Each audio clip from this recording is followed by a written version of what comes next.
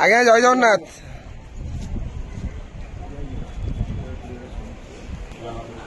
हरि बोल हरि हरि बोल हरि हरि बोल।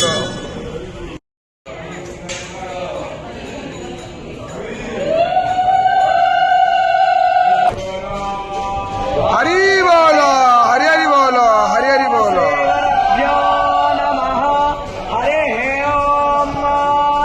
वेदो शिव शिवो वेदो वेदध्याये सदा शिव तस्मात् नित्य प्रयोक्तेन वेद एव सदा पठेत्।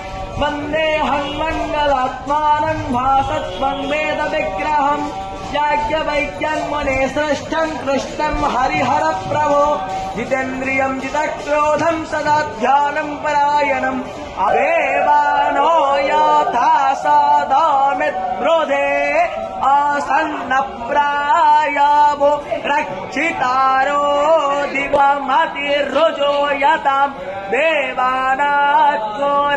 आयरमाणं वरुणगस्सोम मस्तेना स्वस्तेना हरि बोल हरि हरि बोल हरि हरि बोल। स्वस्तेनस्तार्क्ष्यो अरिष्टाने स्वस्तिनो बृहस्पतिर्दधातु प्रसादसु वा मरुतः प्रसनीमातरस्सु अग्निज्यो हामनावस्वोर चक अवसागमन्विह